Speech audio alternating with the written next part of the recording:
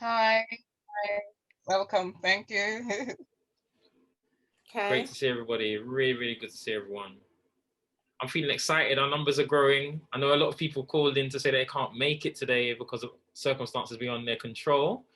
But there's a saying, little is much when God is in it. So we give thanks for the persons that are here today, because we know that no matter what, we're going to have a fabulous day and we're going to make the most of it. Yeah? So I hope we're all smiling and allowing the positive energy to bubble like when the kettle's boiling and you know it's about that time to allow your tea bag to extract the goodness to make our lovely cuppers. All right, so my quick question for everybody, and we're going to start on my screen. So I'll indicate what kind of tea have you had this morning, if anything. If you haven't had tea, just say no tea, and you can tell me what you've had instead. So Venice, what kind of tea have you had this morning? This one, it's a nice peppermint tea with a bit of honey in, and I'm enjoying it immensely. I'm trying to have less dairy. Wow, sounding ital. Judith, what kind of tea have you had this morning? I had a green tea, actually. Green tea. What kind? Is that Twinings? Twinings green tea. Okay, she's one of the posh ones. What's that expensive supermarket cost? I bet you shop in there. I can't remember what his name is. The one where you get free coffee when you go in there in the mornings. What one's that again? Oh, you mean Waitrose? Waitrose. Yeah, she goes to Waitrose. And Mason. Hey, do you know what? When I go to my sister's house and she gives me food to take home in the bag and there's a Waitrose bag, my God, I treasure that thing and walk up and down with it like I'm rich. It used to be Marks and Spencer's back in the day, not Waitrose. Hey, do you remember when? Do you remember when all of our parents had a House of Fraser? Not House of Fraser. What's it called? The green bag with the gold writing. Oh, Harrods. Yeah. Harrods. Everyone had a Harrods bag. You go Harrods and buy the bag, but nothing else. Nowadays, if you go onto that website, what's it called? Where they have them cheap gift deals. I forgot what it's called. There's this website where you can buy, you get deals on it all the time. You can buy an afternoon tea at Harrods for like £15. Oh, Groupon, yes. Groupon, that's the one. Lola, Yes. what kind of tea did you have this morning, my friend? I just had a normal PG tea with honey and milk. Yeah. Wow. Okay, sounding good. Sister Ware, what kind of tea? Tell me, say I have some Soros tea you did have. What kind of tea did you have, Sister Ware? He's on fire. Ginger. Ginger tea. Okay, I knew it was something close. It had to be something close to the ground. Pat Sinclair, what kind of tea did you have? Pat don't want to talk to me. Oh, they're here. Funny you should ask. I am just making some green tea myself. Is it Twinings from Waitrose? Oh, please say yes. No, it's not actually. It's not. It's Wapuka, P-U-K-K-A, Mucha green tea, but I'm mixing it with like mint and some ginger. Yeah, you're definitely in company with Judith, because that sounds like a boutique type of tea. Very posh, very posh, lovely. Mother Ware, what kind of tea did you have this morning? No tea. No tea? You're an English woman. No. Are you fasting? No, we're on fasting. You're on fasting? Okay, bless the Lord. Great stuff. Jillian, welcome. Good to see you. Can you kindly share with us what kind of tea you had this morning? Oh my God. You're going on mute, Jillian. Sorry. Did you have any tea this morning? She's drinking now. That's why she can't talk. Oh, okay. I don't want to burn your lip, so I'm going to come back to you. She's another friend from Milton Keynes. Here she is. Here she is. Sorry. Jillian, I'm just walking past some people. Okay. Who are doing this. That's all right. We don't mind. What kind of tea did you have this morning? Did you have any tea? Oh, I had a moringa and ginger tea. Queer moringa and ginger. You sound like you're getting strong for something. You don't have to tell me what, but I know that moringa's very good. So well done you. Thank you. Millie Reed. Now, this is my big friend who I've been working with in the voluntary sector in Croydon over the years. Sister Millie Reed, what kind of tea did you have this morning, my love? Good morning. Hold on, wait. Before you talk, I can see you had the laughing tea. Tell me. No, like my sister, I have a cupboard full of herbal teas, different types. So this morning it was one of the Pucker Cleanse. one. Cleanse. Yeah. That don't even sound like Rachel's. That sound like you went to Harrods the Beast and bought that one. No. Parker's got different teas, and you can select which one. Yeah. Okay. That's nice.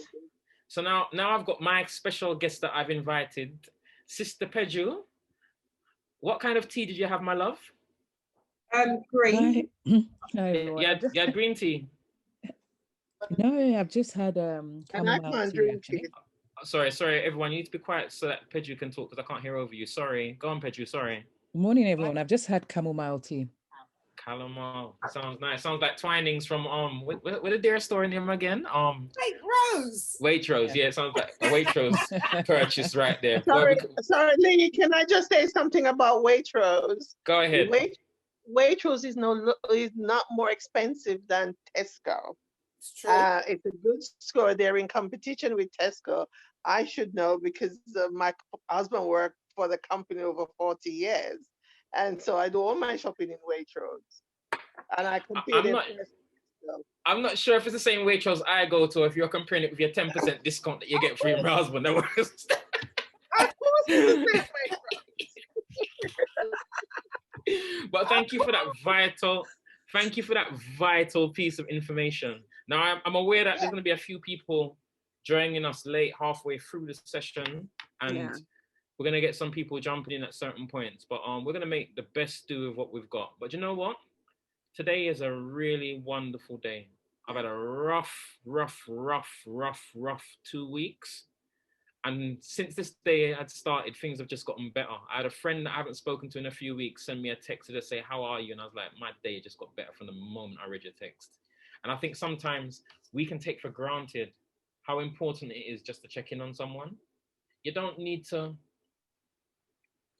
be offering hours of your time, but just to say, how are things with you? How are you doing? How are you getting on? And there's something that's really important when we ask somebody how they are. How are you has become just a part of our modus operandi. It's just something that we say to begin a conversation. And half the time we don't pause to actually listen for a response. We just say, oh, how are you? I want to tell you something about, how are you? Did you know that? And it doesn't mean anything, but when you literally say it with a sense of purpose and concern for your fellow man, your friend, your colleague, your neighbor, your milkman, your postman, whoever it may be, it really has far greater meaning when you can stop for 10 seconds afterwards to give the person a chance to respond if they want to say something more than, I'm fine. And, you know, I really take time out to acknowledge people who actually do say, how are you, with some sense of meaning and purpose behind it. And these are the small things in life that we shouldn't take for granted. I'm going to ask everyone to do me a favor. Can you all make sure that you're on mute? Every single person in the room, if you can put your cameras or phones, your devices on mute for me. I'm going to help those of you who seem to be mute deficient. Okay, good. So I'll put you all on mute. And we're going to do something. So let's sit so that you're comfortable. Try and block out everything that's around you and just bear with me. So I'm going to ask everyone to close their eyes for me, please. So we'll close your eyes. Just relax. If there's anybody in the room, tell them to say you need 10 minutes to yourself. So they must come out or I'll be quiet. And we're going to start taking some deep breaths. So taking a deep breath for me.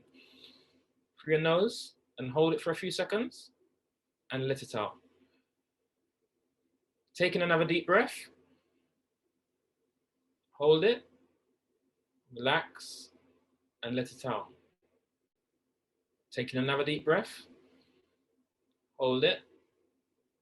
Relax and let it out.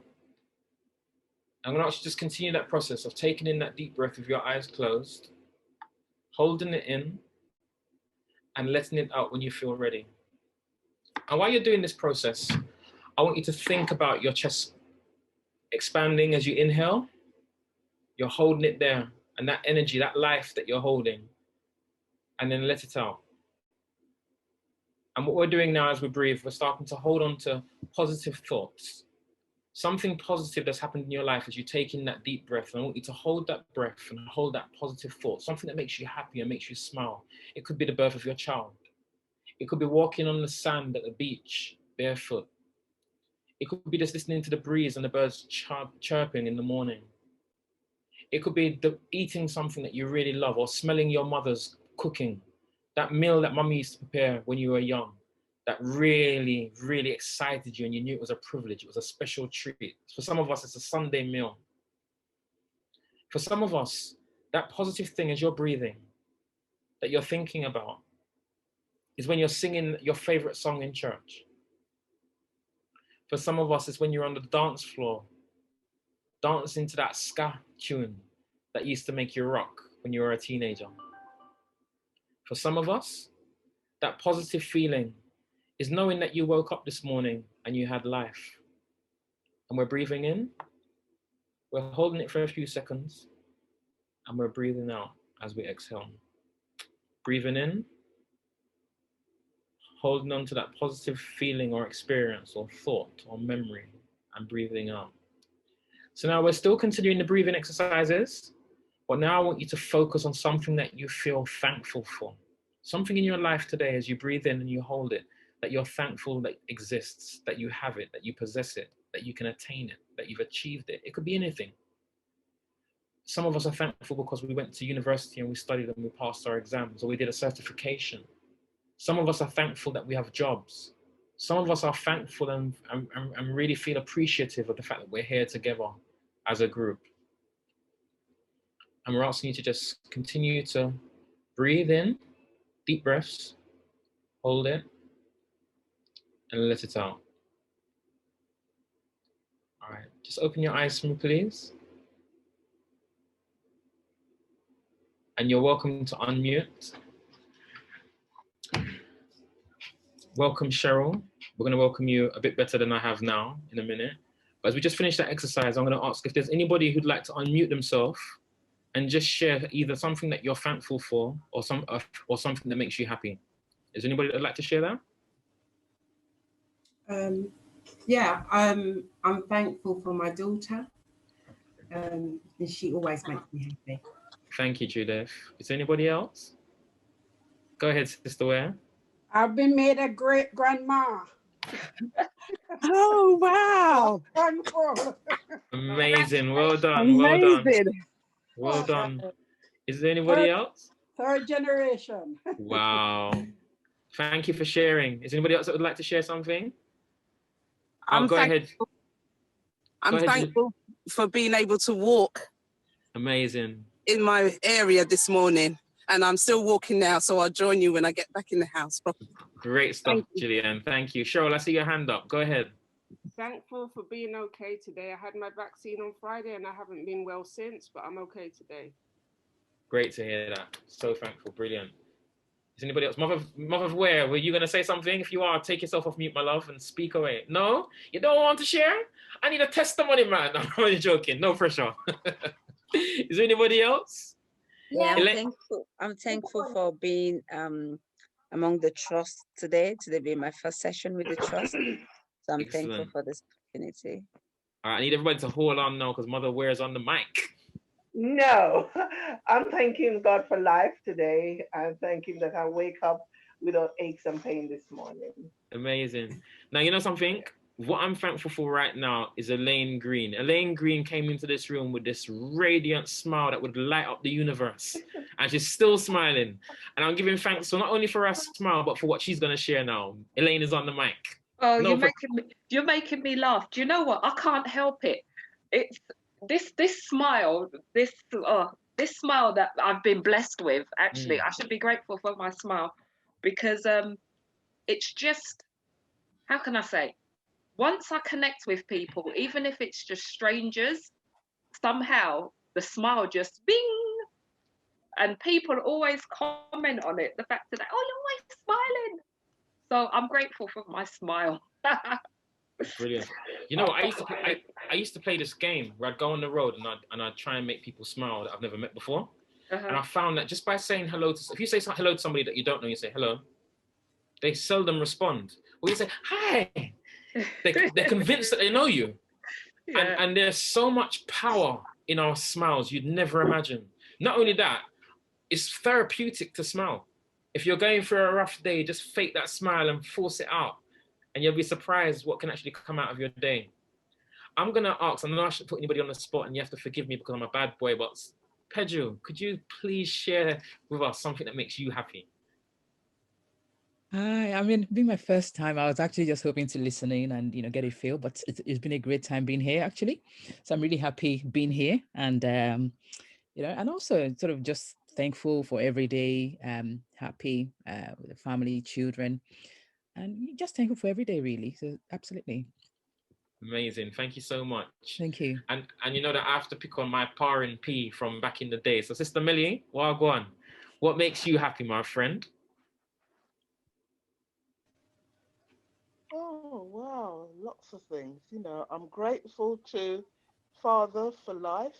I'm grateful for friends, family, church brethren. You know, sometimes, like yesterday, you know, at church, they had each week they usually have somebody give a testimony. And this sister gave a testimony that really blessed my heart.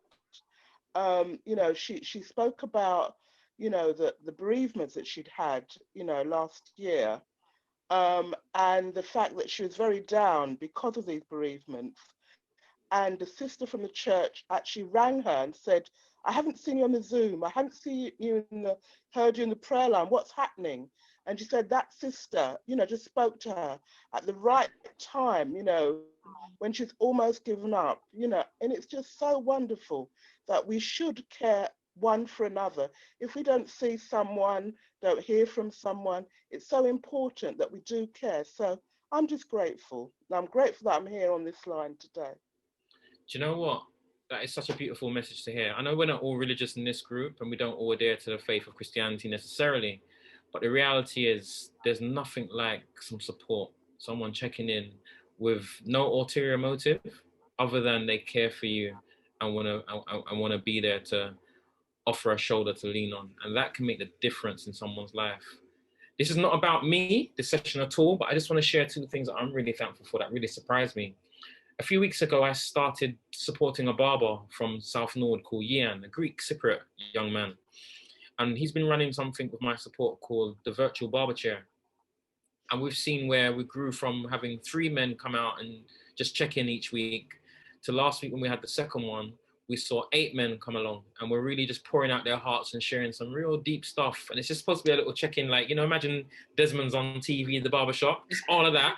But it's virtual and there's no cutting here because, you know, there are COVID restrictions and so forth. Yeah. But just seeing men come together. But then I'm a part of another organization where I've co-facilitated a meeting of men around grieving and bereavement. And the first meeting we had was on Sunday at 12 o'clock till 2.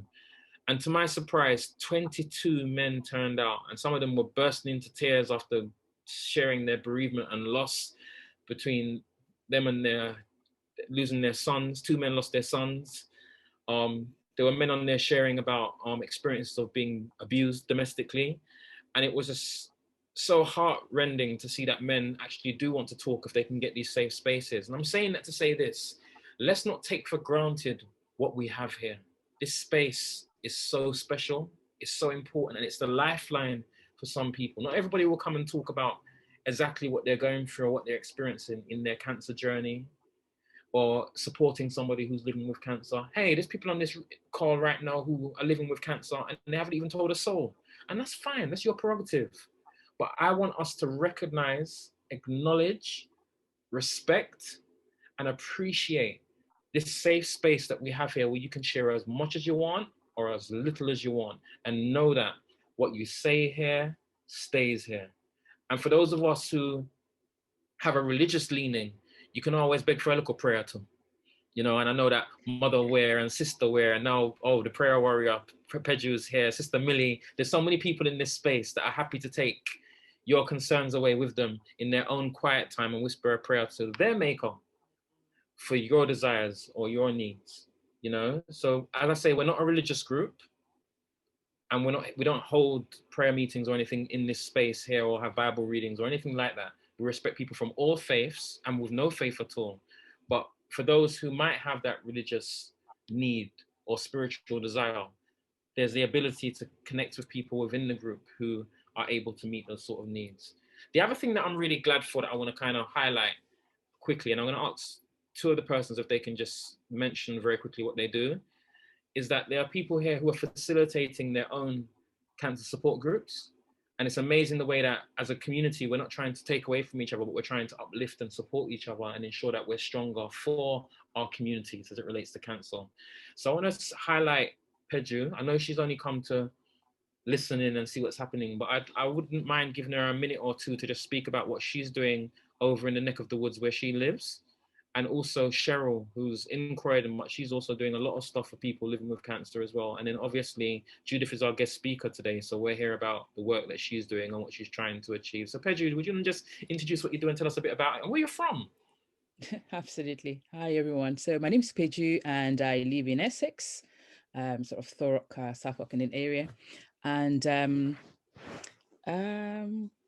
so last year I was diagnosed with cancer, and I mean, sort of grateful to God that sort of everything sort of weathered it, and you know, pretty much behind me now. But I think it was while I was recuperating, and I, you know, a few thoughts were coming to me in terms of, you know, I realized, I suppose, the sort of little support that was out there, even though we have the sort of Macmillans and you know, breast cancer now. But you know, I just realized that I think when one is going through that journey, your brain sort of freezes, and that of your carer as well. And there's so much that you would have thought you would know, but somehow you just don't know.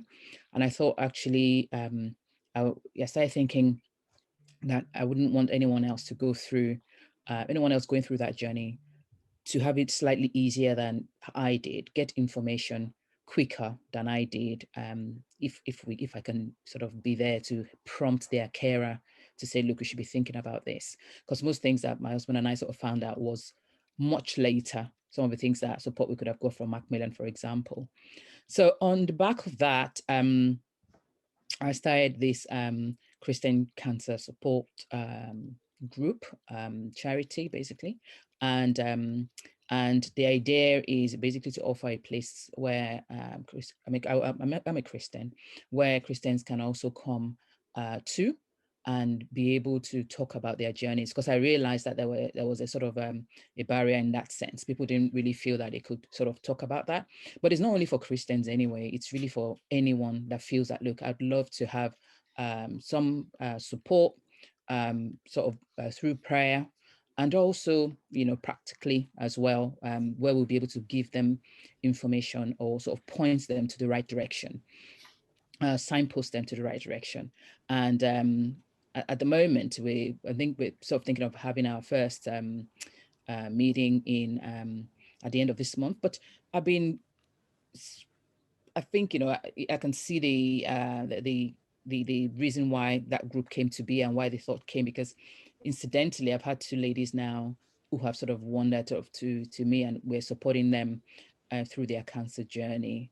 And, you know, one of the things, like, you know, Lee was mentioning earlier, just knowing that you have support is great. And, you know, she's, you know, pretty much they've had the overflowing support from the group, just saying, you know, somebody would just maybe post a word of prayer to say, you know what, we're with you, and then we'll give her information as well. And that makes me feel really good, because I know that someone's journey at least is you know, she's having that support, basically.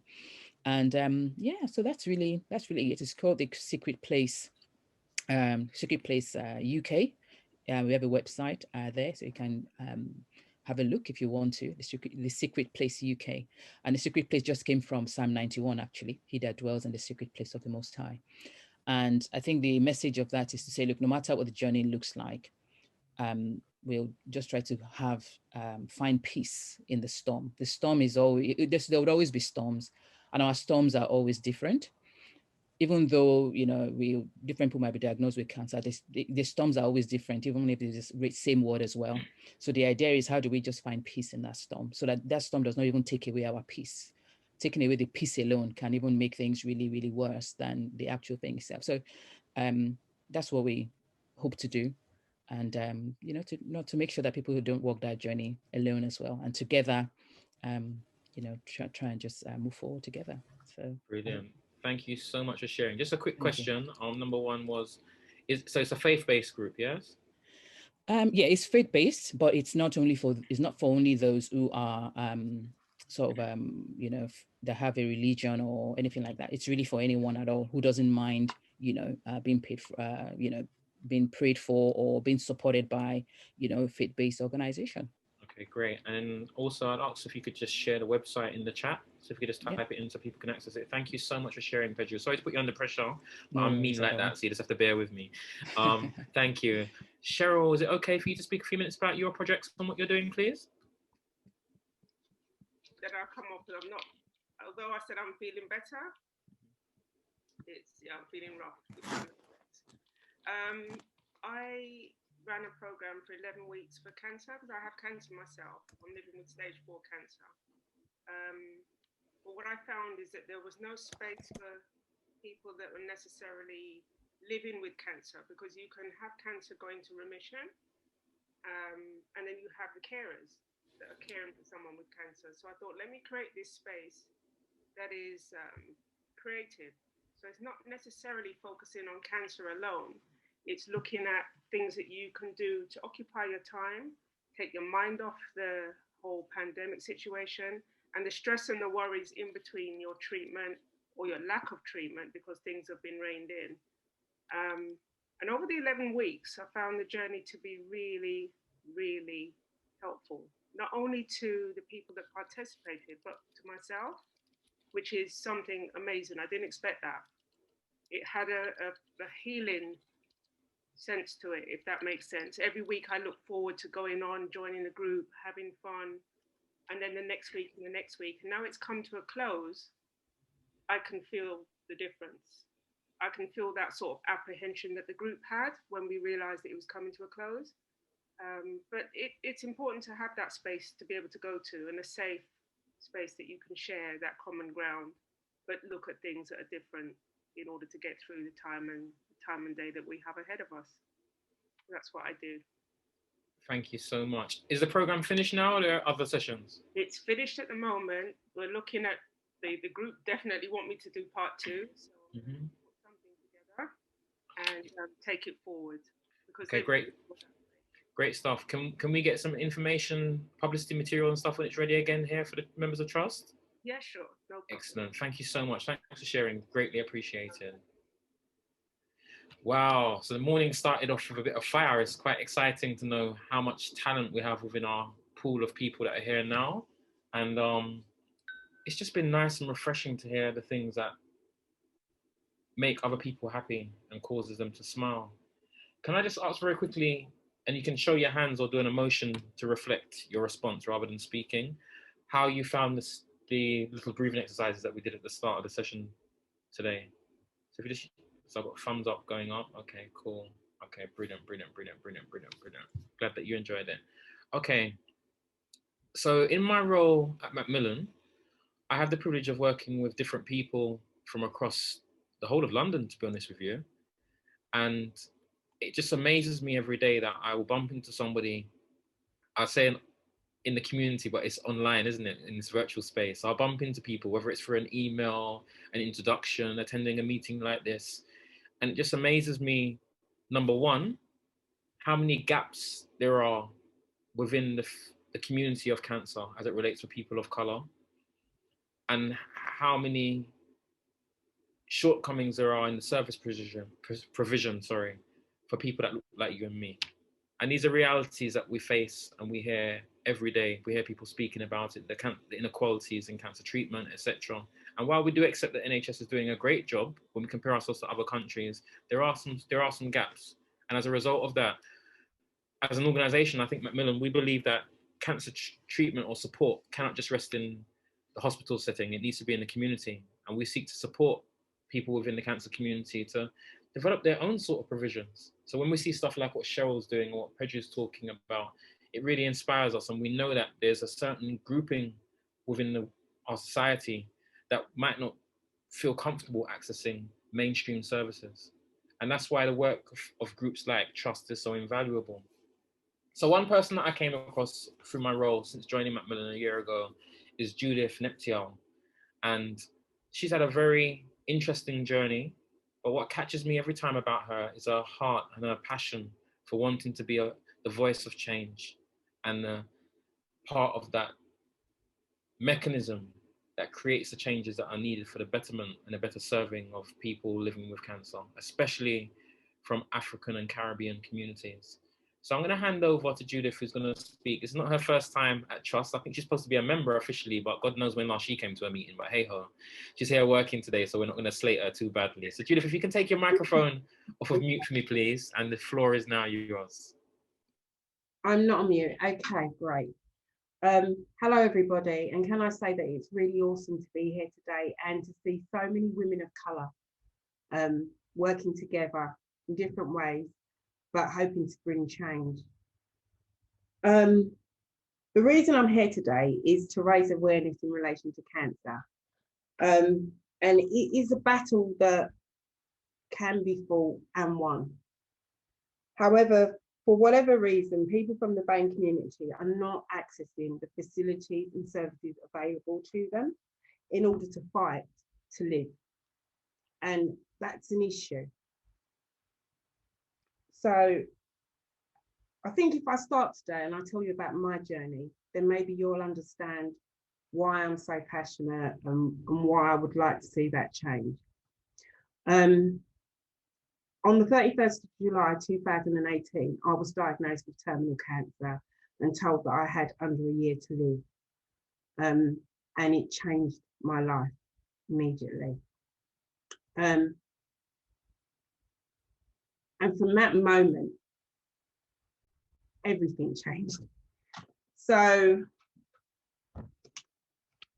let me tell you the background to that, because I'm being a little bit all over the place at the moment. It's an emotional, I'm kind of in an emotional place at the moment. Initially, I entered hospital to have reconstructive surgery on my bile duct because I was born without a bile duct. And I'd been under the supervision of GPs and consultants from a very early age. So I was constantly at the hospitals. In around 2015, I started to lose weight and I was constantly tired. I couldn't do my job properly. Everything became a struggle. So eventually I went back and forth to my GP, and I remember on one occasion going to the GP and my GP said to me, well, you know, you do need to. And at that point in time, I didn't question anything any further. I just went away and got on with it.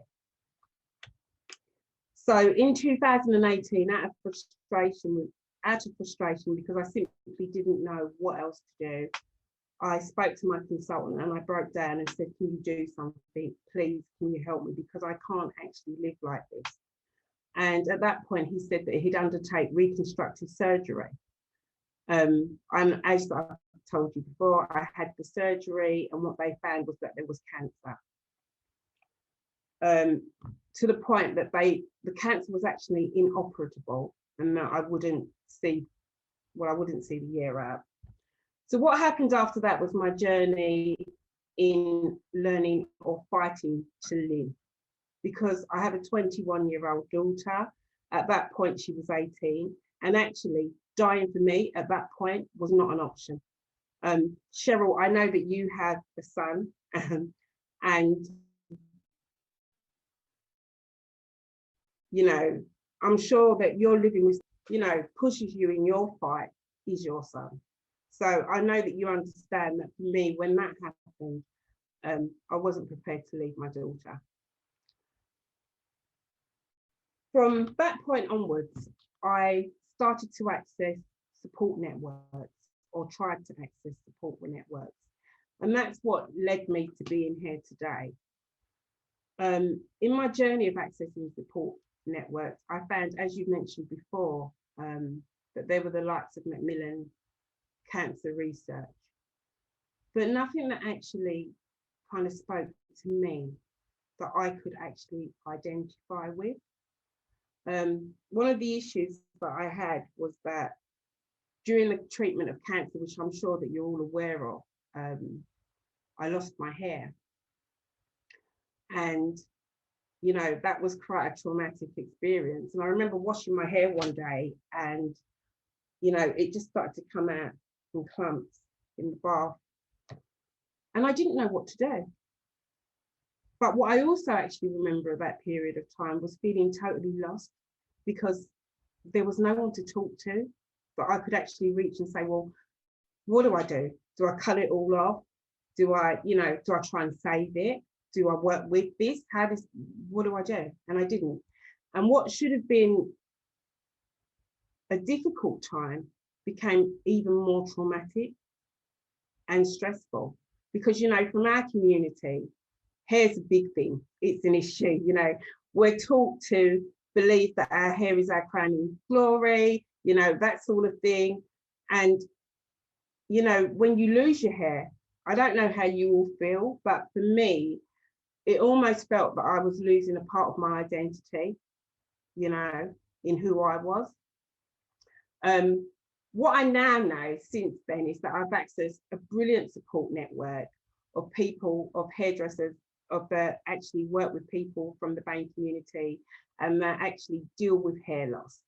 And so consequently now, if somebody else had that experience or went through that, I'd be able to say to them, well, actually, maybe no, you don't need to cut all of your hair off.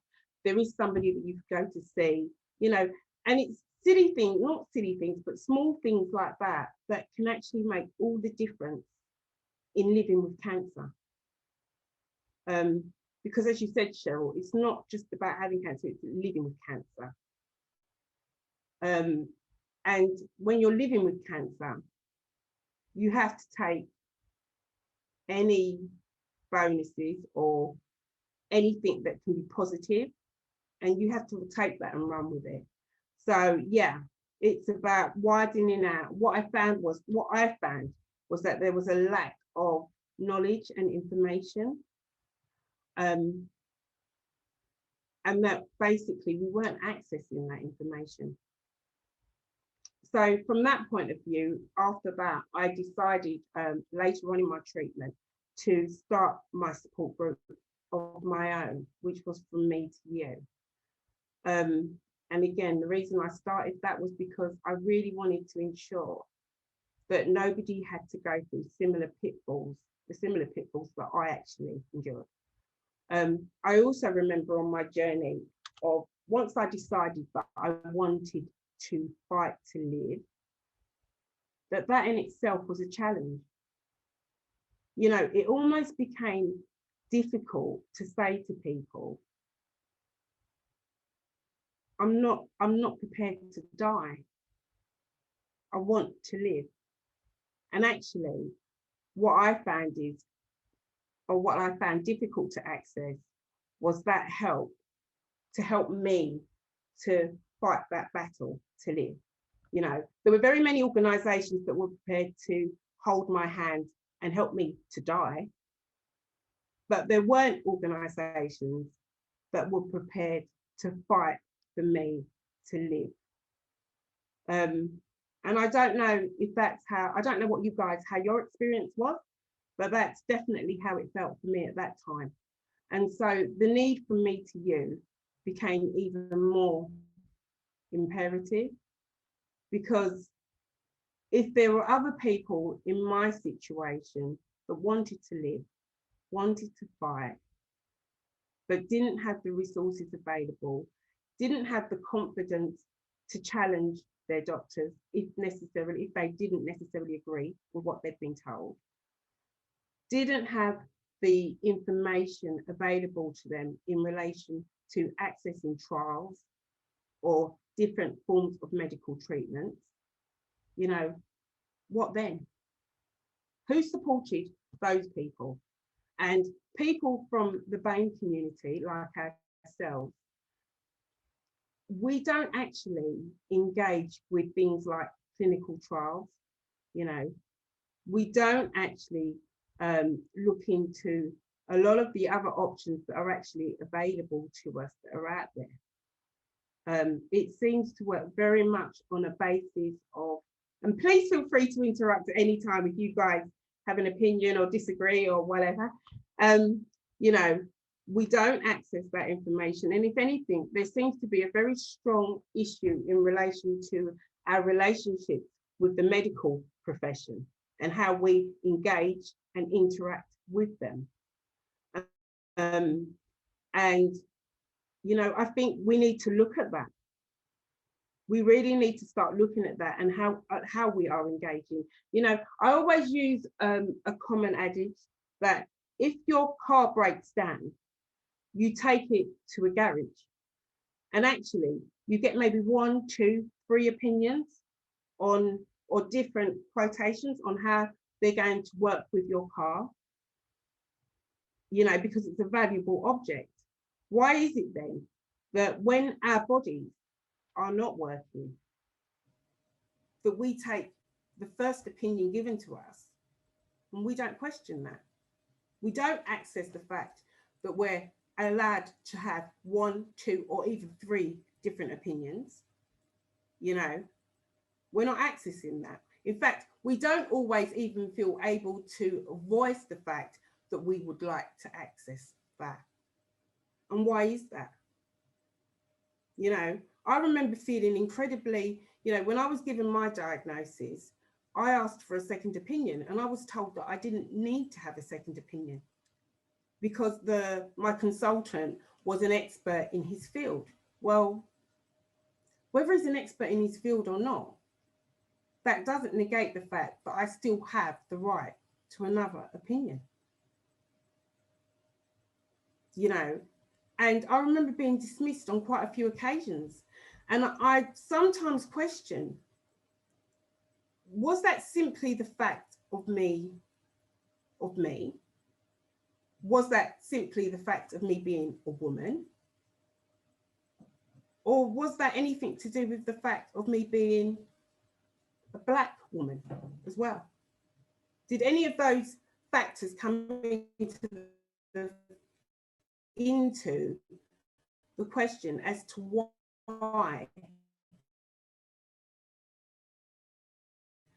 when I voiced my opinion or expressed my, so yeah, that's how, and that's my reasoning from Me to You, why From Me to You was created. You know, also there was a lot of information that I felt that wasn't freely available, such as in relation to diet, nutrition. You know, I can actually remember going for chemotherapy, and after having chemotherapy, sitting down in the waiting room and there being loads of cakes and sugary drinks and things like that, and not understanding why there was such a lack of information or understanding in relation to nutrition and how cancer and nutrition worked, and the fact that sugar and cancer do not mix. In fact, sugar feeds cancer. So then why, when we go for chemotherapy, are we being fed cakes and sugary drinks? You know, that's information I think should be available to everybody. Simple things like that, that, you know, I certainly wasn't made aware of. I don't know if you guys were, but I definitely wasn't made aware of that information by the NHS. What I did find is that I had to resource that information myself. You know, things that, and other things that could actually help us, such as, you know, soursop, things like that, that come from the Caribbean or the West Indies or African countries that have a lot of resources that can actually help us in our battle of living with cancer. But we don't have that information and we don't access that. Why is that? You know, so those are a few simple examples of why I think that we need more networks, such as the networks that you guys are creating.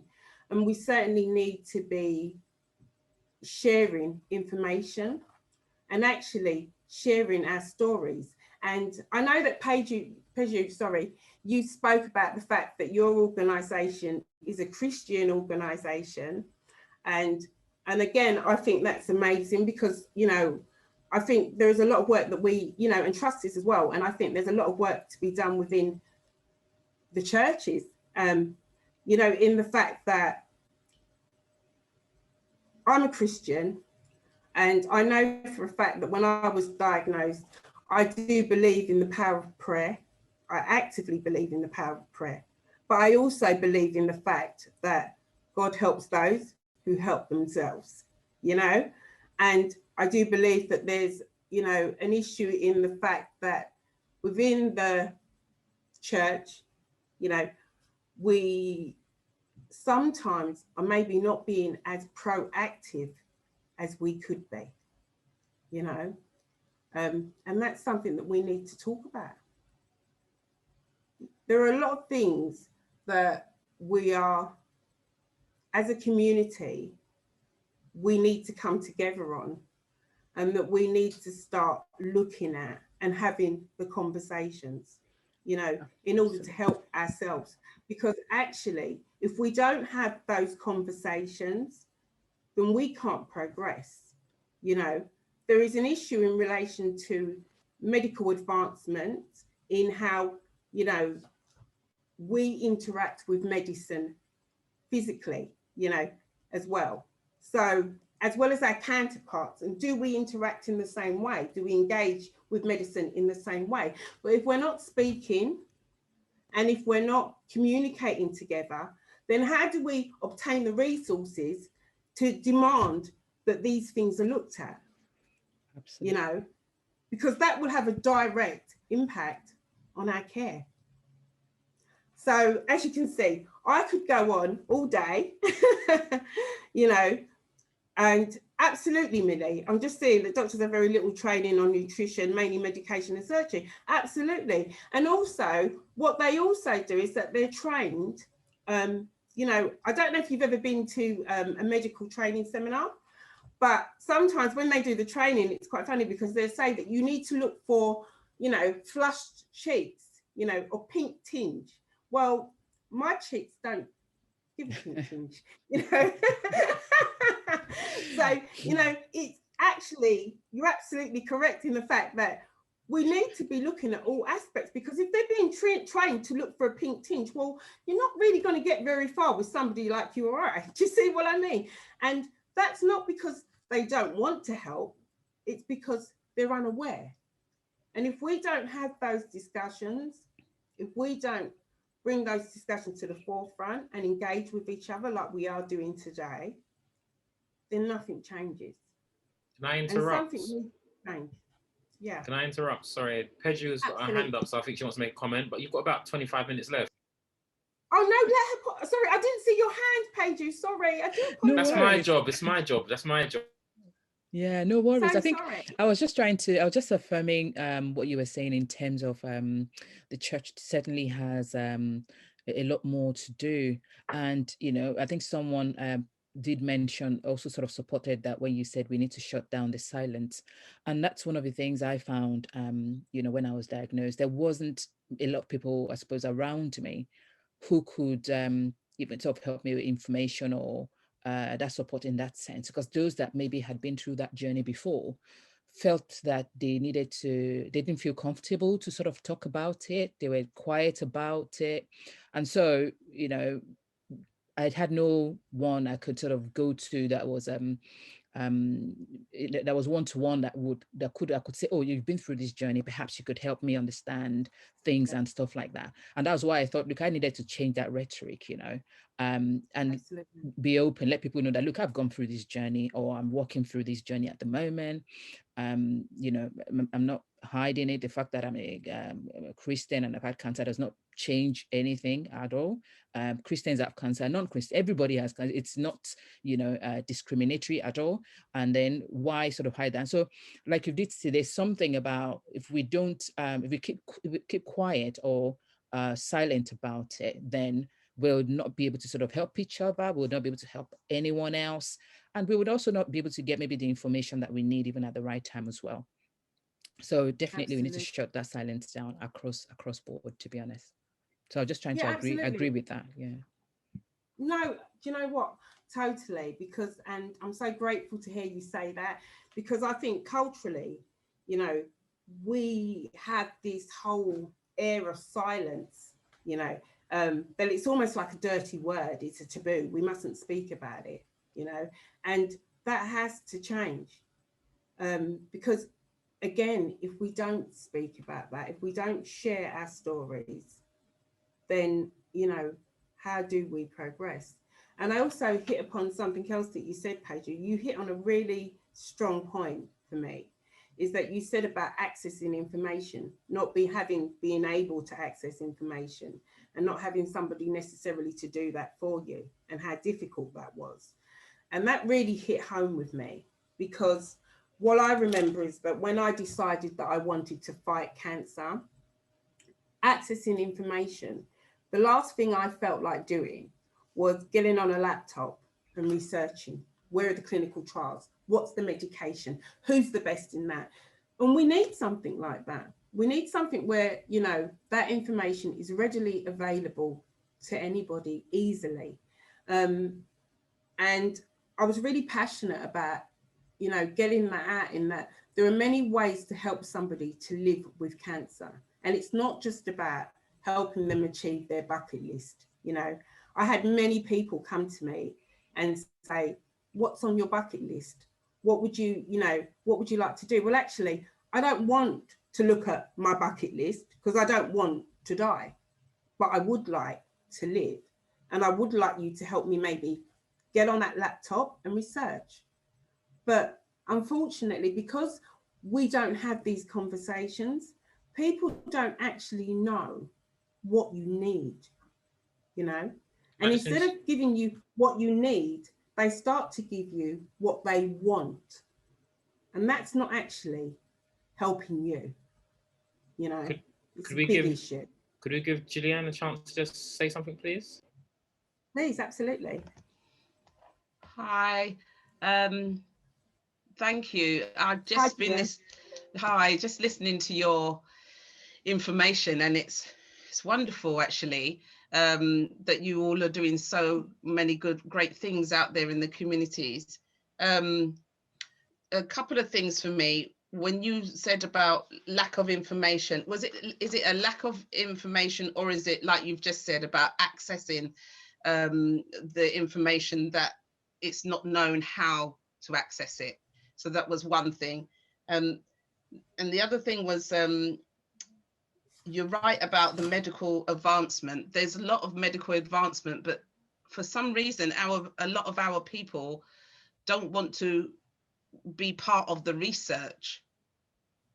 My goddaughter she's a research analyst, and so many times she says, Auntie, can you be involved with this? And I'm like, yeah. And you know, if you ask a couple of people that, no, I'm not doing that. Don't want to be part of it. And I think there's a block with us historically, how, you know, historically, generations ago, we were abused for research.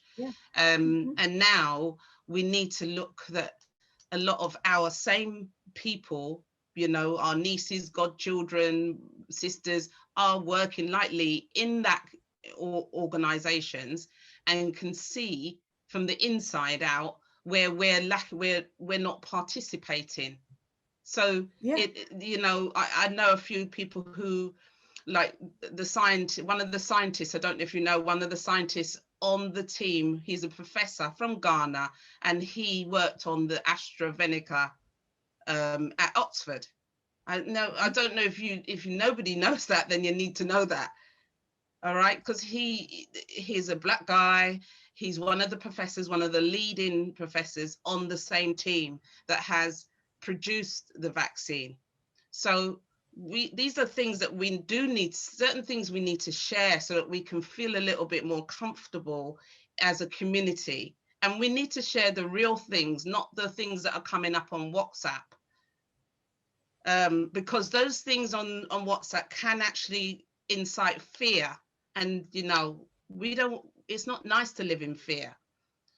I'll share something with you. Last week, Wednesday, I went to get a mammogram? I went to get my mammogram that you have every 3 years when you reach a certain age. And I went along to get it. And afterwards, I mean, during the mammogram, it was very painful again, but it was more painful because I have been having some pain. And during the mammogram, I kind of lost my balance. And afterwards, I had to sit in the car for about 40 minutes. I was sat in that car crying, just crying, thinking all sorts of things were coming to my head, and it just didn't lift until Friday. So from Wednesday until Friday, I was just in that.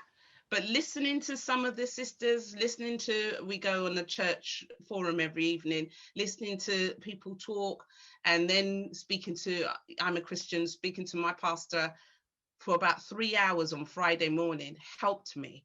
So when you actually have got people like yourselves, we've got to share the information. I'm always sharing information. People call me the connector because I'm always connecting the dots, connecting people to other people. But yeah, that's all I had to share. No, I think you know what? I think your point's absolutely amazing, and you're right. We're not engaging, and we're not accessing a lot of the things that are available. But we certainly need to look at why we're not engaging. And you hit on a very positive point in when you said that historically we've had a very negative interaction maybe with the medical profession.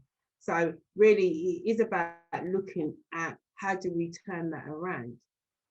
How do we start to have positive engagements with them?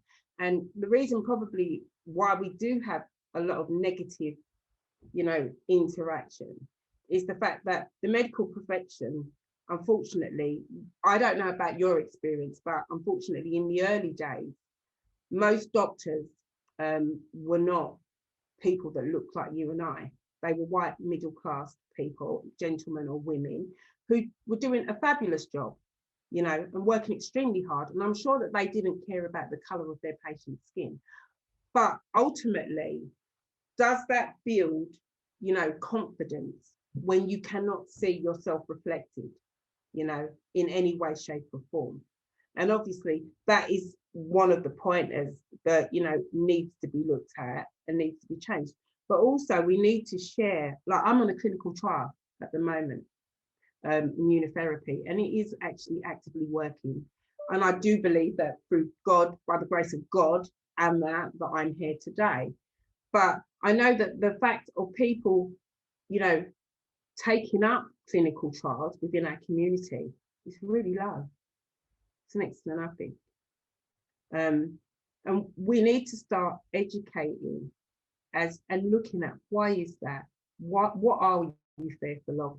And how do we turn around that negative interaction, But I do think that it's not just, the onus is not just on us, but the onus is definitely on us to work with the medical profession, to implement those changes. Because at the end of the day, if you don't see yourself reflected in something, then how do you ever see yourself as being part of it? And if you're not part of something, you're not going to engage. And if you don't engage, there can be no change, So it is something that we really need to look at. It's also been part of the research teams that are out there, because the research teams are out there, and we're not like you say, there's not a lot of people who look like us in those research teams, but they are developing.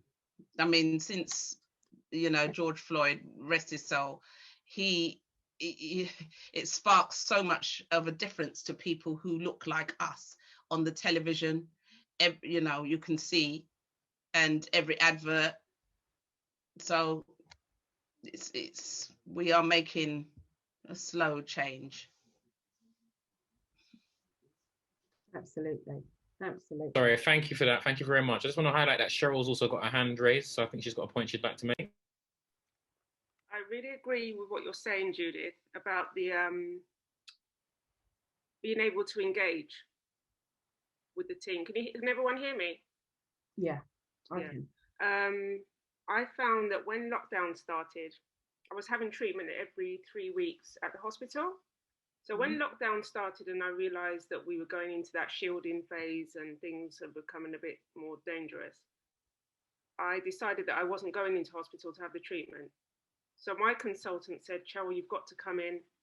And I said, no, I don't. And I'm not coming.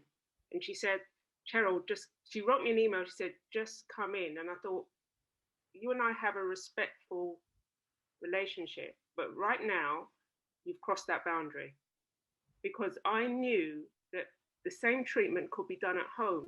There were people that had it done on a normal day without a pandemic every 3 weeks, either at their workplace or at home.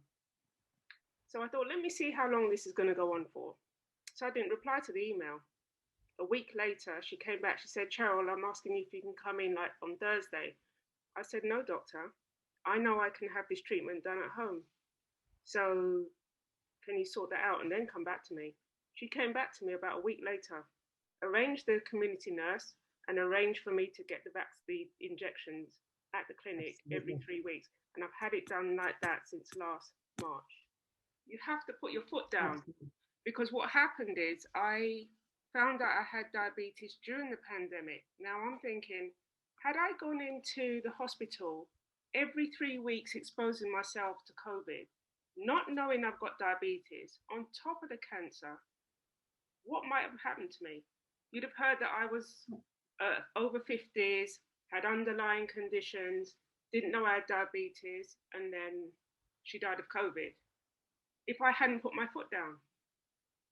So sometimes it's about you having to cross that boundary and say, well, no, I'm not accepting what you're saying. I have to do what I feel is right by me. Because if I followed that the way she'd written that email, as if I'm telling you, you are coming, and I said, well, I'm telling you, I'm not. So let's see what's going to happen. Absolutely. And Cheryl, you know what? You picked up on something that's so important. There's the whole power imbalance that goes on between the BAME community, especially within the Black community, you know, and the medical profession. And it's a very it's very unequal at present. And the reason being is that we have, again, historically, which Gillian spoke about, I believe, we have a history, you know, of interacting with the medical profession and being very submissive. You know, I can actually remember my mum saying to me when I wanted to question the doctors about my treatment, Judy, don't make a fuss. You know, if you make too much of a fuss, then you don't know what they're going to do to your treatment. Don't make it. And I'm laughing, but it's a common theme, you know, that fear. And it's something that until we have the conversations such as we are having now, that, you know, we're not going to change that. That's outrageous that we should be fearful of the very people who are supposed to be helping us to live. What? Because we might say something wrong, or we might, you know, annoy them. That's not acceptable. And it's not acceptable that we have that even in our mindset. You know, the very fact that we even think it is unacceptable, you know, but we are in a place where that exists, you know. And again, I say, you know, I've got to look at the fact that we have to address those points. Most GPs and consultants, again, are not from people that look like you and me, unfortunately. It's changing, but we're not there. So we then actually, instead of not having the conversation, maybe we should be having the conversation with them is, how do we all interact together? And do we have unconscious biases that sometimes we're not even aware of that come into the room? You know, is that being addressed? But until we address those situations and those conversations amongst ourselves, we can't address it with anybody else. So again, what you're doing, you know, what Pej is doing, what I'm doing, that whole conversation and the whole fact that we come together, you know, and support each other and move forward, that allows progress to come. Because then when we're having the conversation, we can then take that conversation to someone else and address it. And actually, you know, speak about the fact of the fear, which is actually a real tangible thing. It exists, you know, and why is that not being addressed? Because then you have the answer as to why so many people don't attend cervical examinations, why so many people are not engaging with the medical profession. You know, let's start having that conversation. let's start engaging. Judith, can I just interject? Because Mother Veronica Weir, she left, with apologies, she pre-booked, but she was wanting to make a point based on an earlier comment around the church. So I don't want to lose it as I scroll up here. She wanted to make the point to add to what you were saying. She said, we are the church. The change must come from us. So just, it really supports all of the other points that are being made in the discussion at the moment. So thank you. I just wanted to add her. No, Cheryl had a point, but I also had something that I wanted to ask to follow up. So Judith, respond to that, because I think you want to say thank you or something, then Cheryl, and then I'll say something as well. No, as I said, thank you. Touches my heart. Sorry, you want me to go? Yeah, just on another thing. So the other lady had her mammogram done and she felt the way she did, which was awful, absolutely awful to feel like that after a mammogram. But even lady for smears, they will dictate to you what can happen. I did not know. And I'm not going to be shy because Lee's in a room. Lee's got babies, he's got a wife, he knows these things, he should know. So with a smear, they don't tell you you can bring your own lubrication. The one that they use there can cause irritation and all kinds of problems. But there are ones that are organic that you can bring. The first time I brought my own with me, the nurse looked at me puzzled. But I'm so glad she didn't challenge me. What she did was to inquire, look at the ingredients, look up the products and see that the NHS actually does approve it and they do actually put it on prescription. So that's another thing. It's about challenging. You could have ladies that are not going for their smear because they're uncomfortable, because they don't know these things and they don't know they can bring their own things. Yeah, you know? and So they're not being challenged. They're not telling you. They're not telling you. They don't know. The poor nurses don't know that you're allowed to bring them. Absolutely. And there are women not going for their smears, which is, it's a travesty, to be honest. I mean, I think you're absolutely right. And I think the whole fact is there seems to be this uncertainty amongst us as a community about what are our rights. Yeah. What can we say? What are we allowed to ask for? You know, I remember when I saw my consultant, my oncologist actually, and they decided that they were going to treat me with a form of chemotherapy and Folafax. And they didn't know what the primary cause of my cancer was. And I remember saying to them, well, how can you treat me if you don't know the primary cause of cancer? Surely you need to know that. No. We don't need to know that. It's stomach cancer. It's all relatively the same.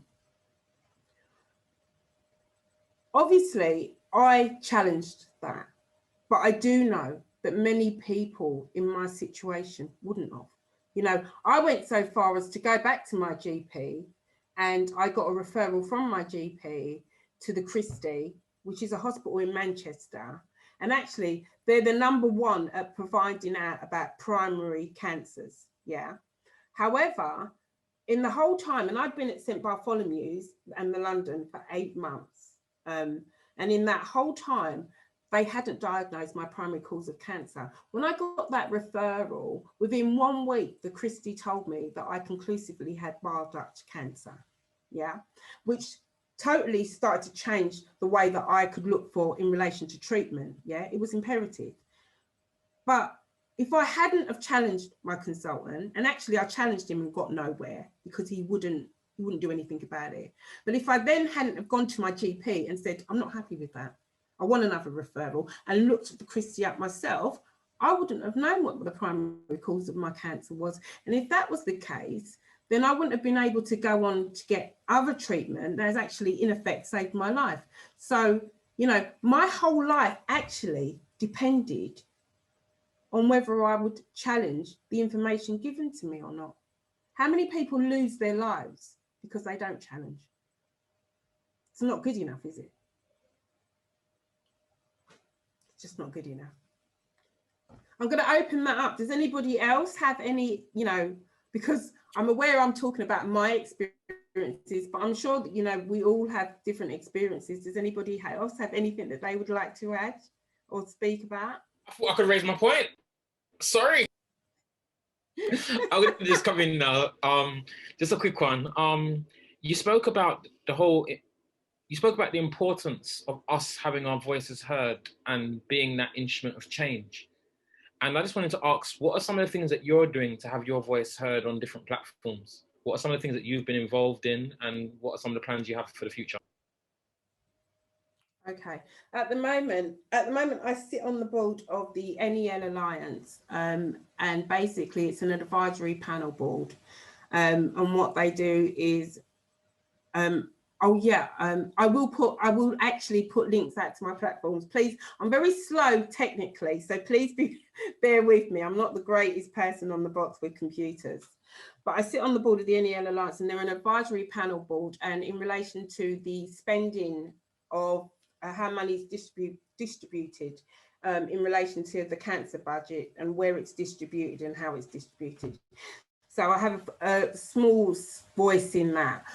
Sorry, I'm just going to interject because I have to say this. Do you know what I hate about the whole field of cancer and those who have knowledge? You feel that everybody knows what these acronyms mean. What is the NEL Cancer Alliance, please? Because I only just learned it the other day because I work at my... I knew you. If you need help, let me know, because I know some stuff now. I need help. So the NEL is the North East London Cancer Alliance. Yeah. Okay, so they're like a patient participatory board. Yeah, and then as you can see, I'm brilliantly didn't know names very well. Sorry, I've just got to admit the truth. I forget, but that's a really important part of it, because I think that actually on sitting on that board, we actually do get an opportunity to speak up when something's not working for us. And I'll give you an example. Last week, there was a meeting with the head psychologist for who governs St Bartholomew's, who works in St Bartholomew's and the London, and he's head of that. And we had a conversation within the group about, mental health in relation to cancer patients and, the treatment that's provided. And he was talking about IACT and how, they put in place IACT and blah, blah, blah. And actually, I said to him that it was a different opinion, that my experience of IACT is that it doesn't work very well at the moment. But, it was a conversation, and he was able to get my opinion, or I was able to give him my opinion in relation to where I felt it wasn't working for us. And I think that's important, to sit on as many boards and to speak wherever possible about our situation, how it affects us, and what are the changes that we need to see. And so in response to that, I've also set up the group For Me To You. And basically what I'm hoping that my group will do is to basically inform people, to give out information, to help people to access the services available to them and that are being provided, and just basically to provide support in the way that I felt that I didn't receive that support. And currently what we're looking at is that we've just set up, we're going to have our first Zoom meeting this week as well. And basically I'm going to be working in relation to, because I'm a qualified psychotherapist by profession, as a check-in. So it would just be, about generally how you're feeling at that moment in time, what's worked for you during the week, how your week's been, and just a general catch up, which I think is really important sometimes. Sometimes you just need to be able to just speak, really, or just vent or let out. So we're starting that next week. I'm going to just add two quick things. Sorry? And then I'm going to add two quick things. I'm going to support you in sort of trumpeting some of the things that you're doing, because you're not doing a very good job at selling the stuff that you're involved in. So Miss Judith Neptial was part of a ministerial roundtable where she and a few other people from the cancer community, which included Paul Carnival, the first Black football player to ever play for Chelsea Football Club, and also our very own Cheryl Johnson, speaker extraordinaire and part of the trust group.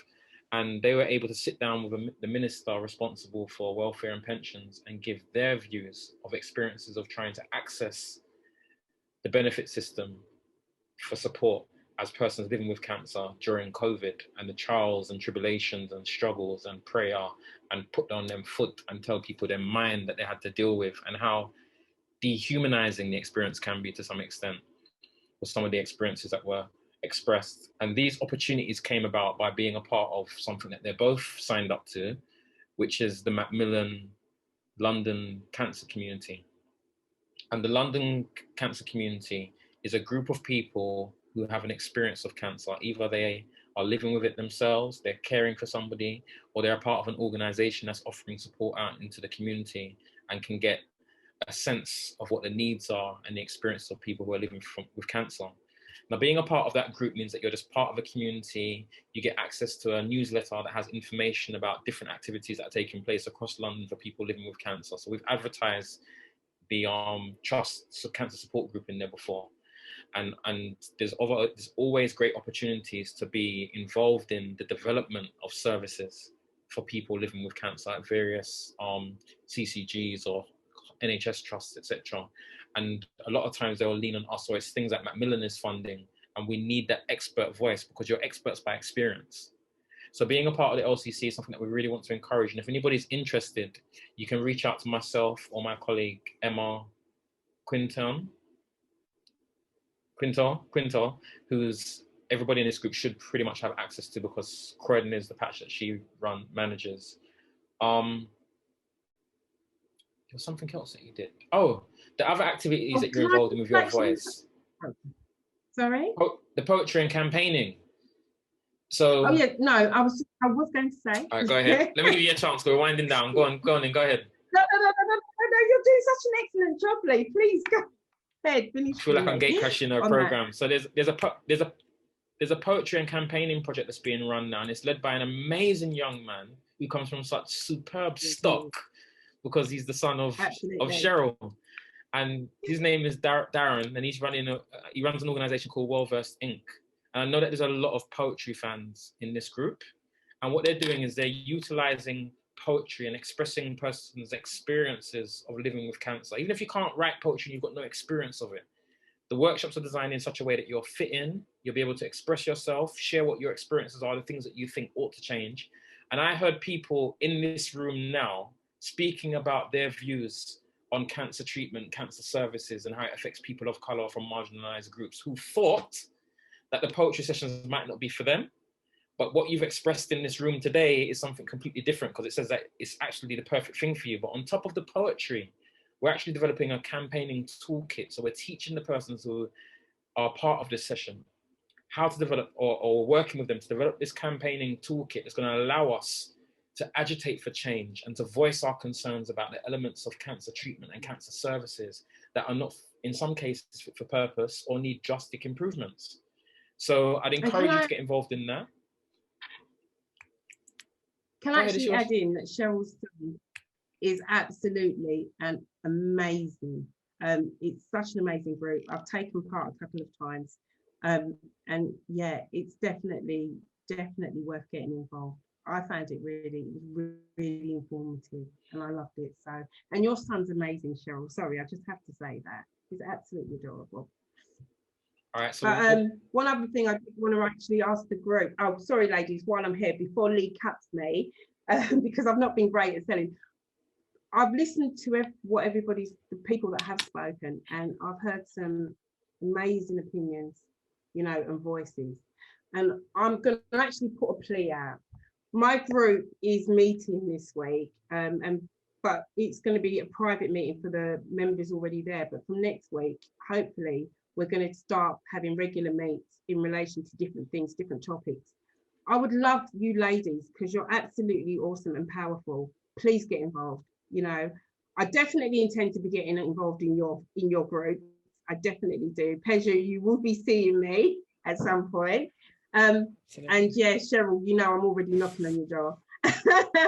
So, and Gillian, I actually think it would be amazing to have you, someone like yourself come forward. And I only think that you guys would bring benefit. And I think I'm appealing to you because I think if we all work together, we all support each other, then it has to bring change. This isn't about one person, it's about all of us interlinking, making a big enough voice that all of our voices are heard. So please, like, you know, please connect if you can. I would truly appreciate it. Amazing. All right, we're wrapping up, but I'm going to allow 2 people to speak. So we've got Lola, if you go first, and then we'll have Millie. Please don't give us an epistle like I did. Go ahead. Okay, yeah. First and foremost, I want to say thank you to everyone on the platform. This is my first time joining the trust. And while everyone was talking, I was just trying to jot down some points. And from everything, I realized that there's a common factor from everything that everyone has said. And I think that is the word shortfall just kept coming to mind. There is shortfall. And I was just looking at Macmillan as an example, that where Macmillan has the shortfall, that is where the BAM community comes in. And while we're even talking about the Black community, we are so privileged that we're Black. And I was just also thinking about the Asian community now, because they might actually not even have the support network that we, the Black community, might have. But then the other thing that I was just writing down that came to mind was when Judith was speaking and she was talking about she wanted to leave, and the word leave out cancer kept coming up, lock, lock, lock. And I think from where I stand, I think what is needed with all the organizations within the BAME group, because from yourself, Judith, to Peju, to Shirel, you're all within the BAME community. I think it's a sort of movement in the sense that is not associated with one organization. So it's like Lola, my name is Lola now. I'm a standalone organization, but then I'm affiliated with every organization. So I'm not the one actually giving the service, but I could post you to every organization, BAME group. So you come to me, or you don't even need to come to me, I go to you. So it's like I'm marketing every organization that has to do with the BAME group. So I go to, let's say, the church, and I tell them about 20 organizations that are within the BAME community in relation to cancer, and not just for the sufferers, but also for the carers, for the children, like I don't know, like that's just that. And then of course, talking about, I like the fact that Shirel was, foot down, you're challenging it, things like that. And I just feel like this information is mostly within in-house in a way, like there's quite a lot of people that are going through this journey and still they're not aware of this information. And it's about how do we get to that level of not trying to compete with Macmillan now, because Macmillan is an established organization that is well known around the world. But what was coming to mind is you could also have another organization in par with Macmillan, but focusing within the BAM community. So it's like they're complementing Macmillan, but also because you can't go to Macmillan and be asking for spiritual support. Like that's not their forte. But you can come with community and be asking for spiritual support, and they would give you that because they know the Macmillan are not going to give you that. You can come within the BAME community and they can tell you, oh, I know you're going through cancer, but research shows that in Jamaica, there is this fruit that people eat and it helps, to boost your energy, whatever, and it's specifically. I'm going to have to say amen. Praise the Lord. Yeah, so that's just one of the things that was just coming to me as to all of these organizations. It's good that we're having individuals. Amen. Can I just that while you've been speaking, I think and we've got lots of comments and organizations. Hello. We're just running out of time now, so we're just going to take Millie. Yeah. Just before Millie, bear with me 1 second. I just want to clarify some points, just very quickly. Sorry, you're going to get a chance. Just bear with me. Macmillan works in partnership with a large number of organizations. Trust is one of the groups that we're actually funding to support the work as you progress. So the development of your website, these meetings, etc.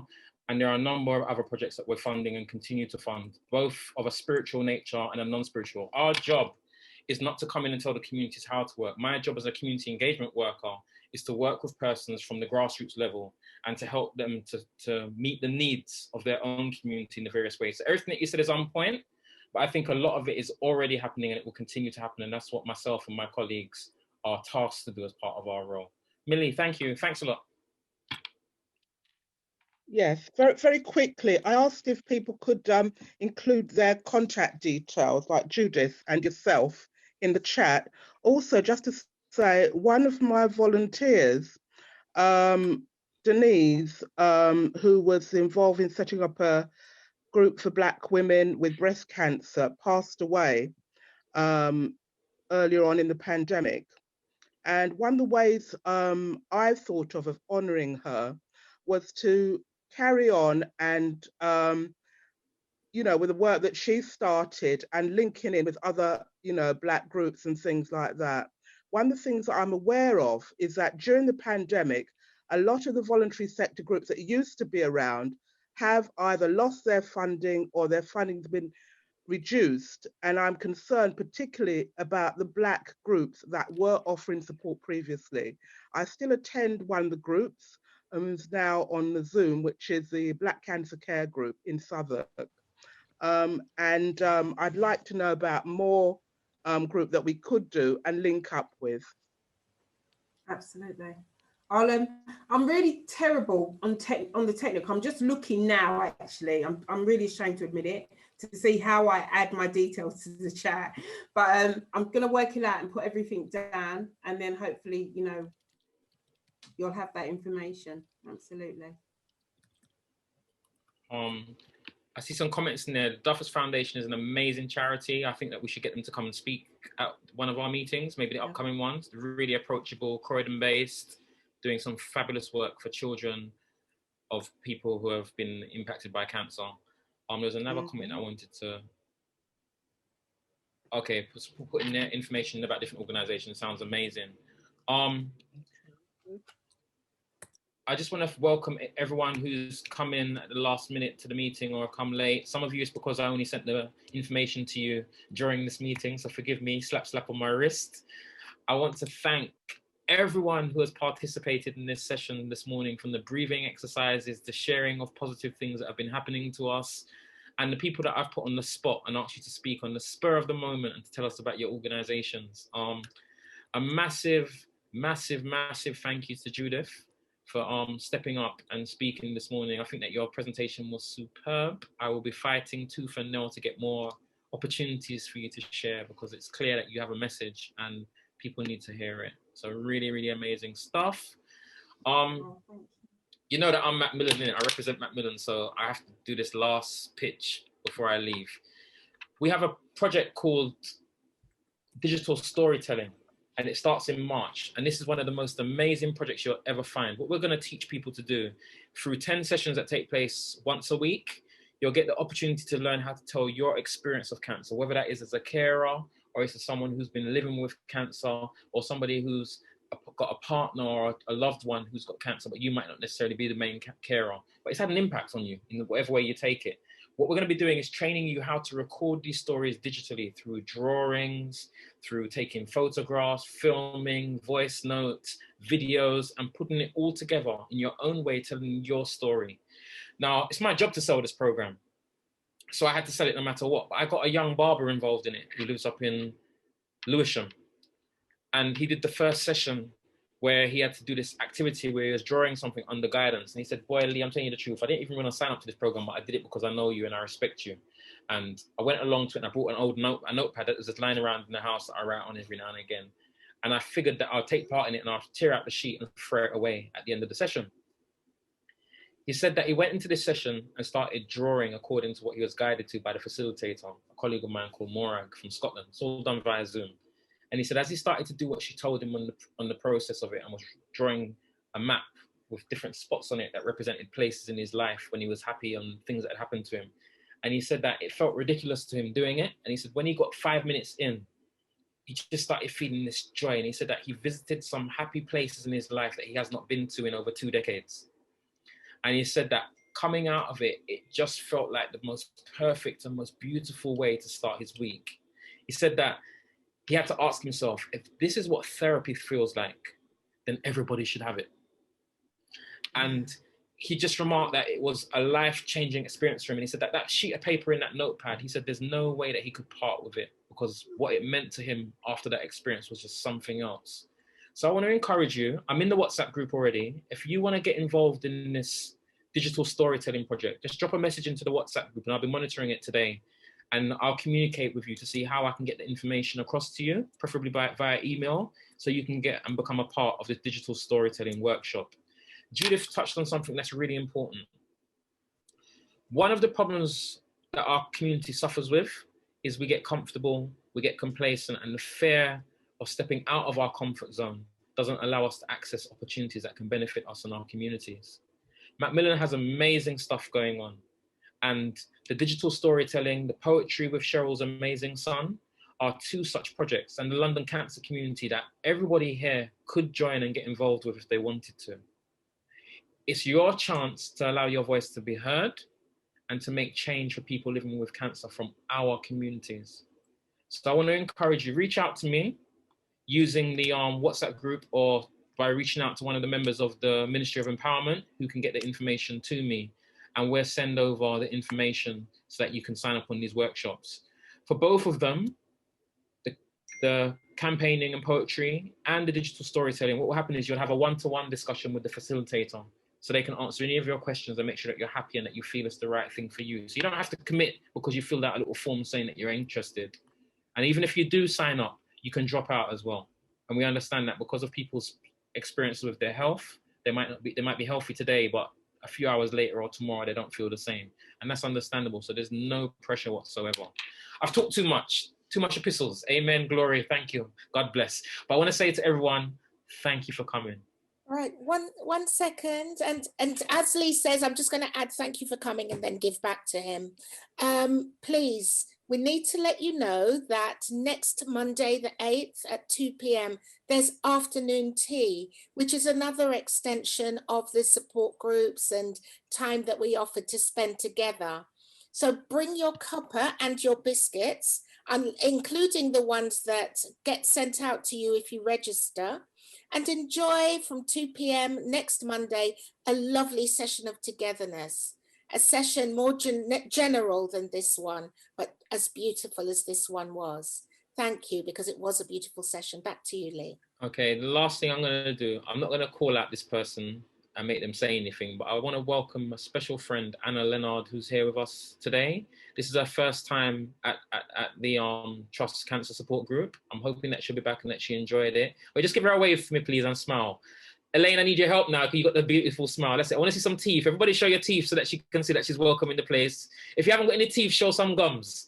But I want to see something. So I want Anna to know that she's very much welcome and that we're glad to have her here. And we meet every first Monday of the month. So hopefully you'll return. If you want information about Peju's group or Judith's group or the happenings that Cheryl has going on, we'll send that over to you as well. And if you would like to join the WhatsApp group that we have here, you're more than welcome to. People, I'm not even supposed to be at this meeting for more than an hour, but I've overstayed my time because I was enjoying it so much. Thank you all so much. Love you guys. Bless you. And great to see you.